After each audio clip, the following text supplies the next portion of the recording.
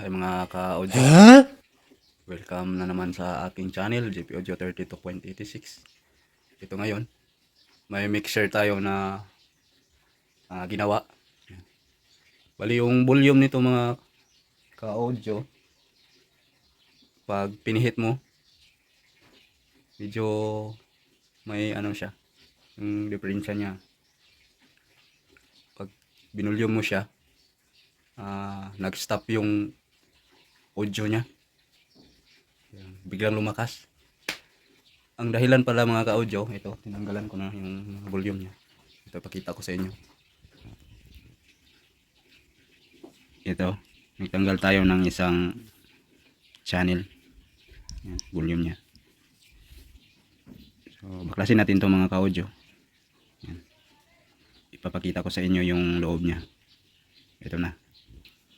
At yan, natanggalan natin mga ka-audio. Tingnan natin. Walang tagahawak ng camera. Grabe. Ito na. Yan. Kita nyo. Yan. Yan ang salarin. Oh my God. Ang gagawin natin, linisan natin. Ito yung kanyang volume. So, lagyan natin ng ano to, WD-40 yata to mga ka-audio.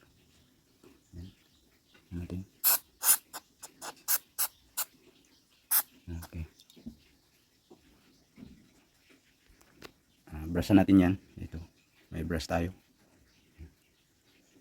para makiskis yung alikabok niya, yung kalawang. Yan, dami. At ito, natanggalan natin ang lahat ng salarin. Yan, ang mga kalawang. Yan, malinis na siya. Yan. At ito. Yan. Focus yan. Focus yung camera natin. Pati dito, wala na. Yan, malinis na siya. Pwede na natin isauli yan.